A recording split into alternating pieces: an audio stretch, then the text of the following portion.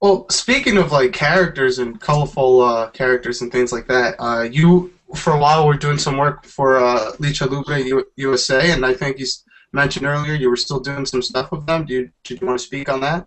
Yeah, we got some stuff coming up in 2013. Just actually had a phone call with them yesterday. Yeah, I went there. I had a great idea there because everybody wears a mask there, and I was like, well, I'll go and take my mask off. What made me stand out in America for the last 10 years was, being the mask guy.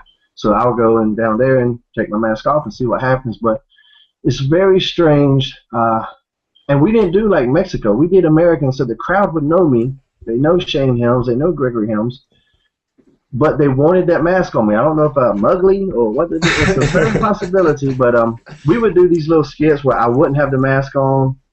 I would leave, come right back out with the mask. I mean, same clothes. Not like I changed outfits. It would be the exact same outfit, except for I simply had the mask on, and the reaction was 10 times better. Just like, man, I couldn't, because I kind of, after my post WWE, I wanted to kind of create something new. Not necessarily a new character, but at least a new look. But, talking with people like, Lita and Mick Foley and stuff like that, and they were like, you just kind of fighting the grain. You're the Hurricane.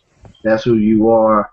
You're one of the masked American wrestlers, and that was something that was brought to my attention and I never thought about too much, was how many masked American cruiserweights popped up because of the success of the Hurricane.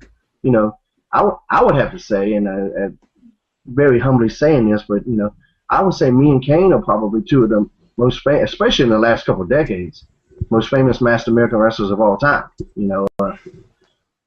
I don't include Ray in that because Ray's, from Mexico. That's where he came up and that sort of thing.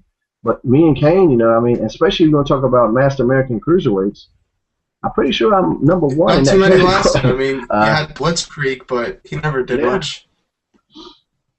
Yeah, he was gone. I always tell Jerry Lynn, I had a conversation with Jerry Lynn recently. I'm a big fan of Jerry Lynn, probably one of the most, I don't want to say underrated, I hate that word, but uncredited guys out there, just how good he was and how instrumental he was in that style, which is so popular today, a style that I was doing in Sugar Shane as well.